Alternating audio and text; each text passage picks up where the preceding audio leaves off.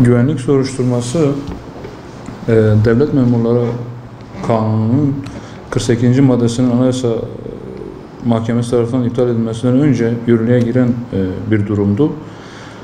Devlet memurluğuna ilk defa girecek kişiler için, özellikle hassas bölgeler için, emniyet ve jandarma gibi bu tarz yerler için devlet memurluğuna ilk kez girecek kişilerin gerek kendileri, gerek sosyal çevreleri ve gerekse özellikle 3. dereceye kadar, yani amca ve teyzeye kadar, anne, baba, kardeş, amca ve teyze mesabesine kadar aile bireylerinin araştırılması neticesinde herhangi bir şekilde milli güvenliğe karşı veya daha önce işlenmiş bir suç, bir mahkeme kararı hakkında bir tahdit, bir soruşturma olup olmadığı yönünde gerekli birimlerin yaptığı bir araştırmadır, yaptığı bir soruşturmadır.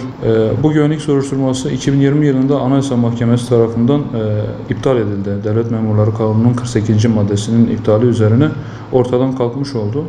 O arada bir boşluk doğmuş oldu ve 7 Nisan 2001 yılında 73-15 sayılı kanun yürürlüğe girdi.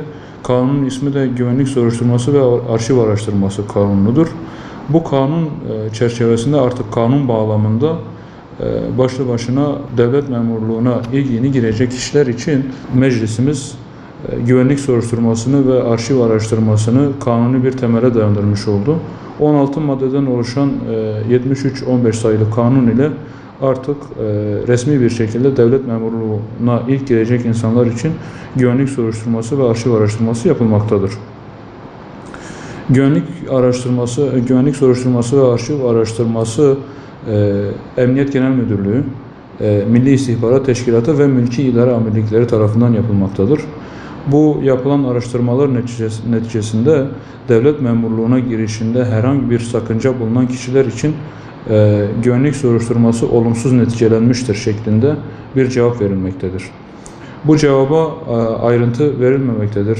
Hangi nedenden dolayı, hangi durumdan dolayı olumsuz cevap verildiği bilinmemektedir. Ayrıca bu değerlendirmeyi yapan da tek sayıdan oluşan en az 5 kişilik bir komisyondur. Bu komisyon Milli İstihbarat Teşkilatı'ndan, Emniyet Genel Müdürlüğü'nden ve Mülki İdare Amirliklerinden gelen yanıtları değerlendirip ona göre oylama sonucu bir neticeye bağlamaktadır. Bu şekilde yapılan güvenlik soruşturmaları olumsuz neticelenen arkadaşlar 60 gün içinde kendisine tebliğ edildiği tarihten itibaren idare mahkemesine dava açabilirler. Güvenlik soruşturması bir kez olumsuz geldikten sonra daha farklı kurumlara da başvurulduğu zaman bir kez güvenlik soruşturması olumsuz geldiği için diğer kurumlarda da direkt olumsuz cevap verilmektedir. Bu da devletin en güçlü savunma mekanizmalarından biridir. Tabi burada ince bir çizgiyi korumak çok önemlidir. Devlet memurluğuna ilk giren bir insan geçmişte işlemiş olduğu basit bir suçtan dolayı da güvenlik soruşturması ve arşiv araştırması olumsuz bir şekilde neticelenebilmektedir. Bundan dolayı da ciddi mağduriyetler de oluşabilmektedir.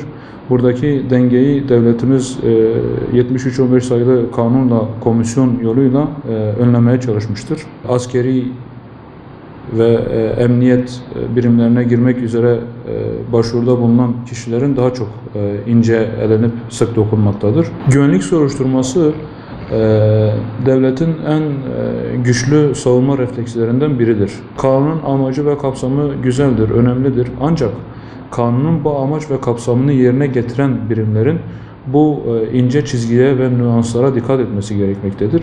Bunu yaparken bir mahkeme kararı olmadan veya yargı birimlerinden herhangi bir netice alınmadan bu şekilde karar verilmesi özellikle 73-15 sayılı kanun kapsamında görev yapan komisyona ciddi manada iş düşürmektedir.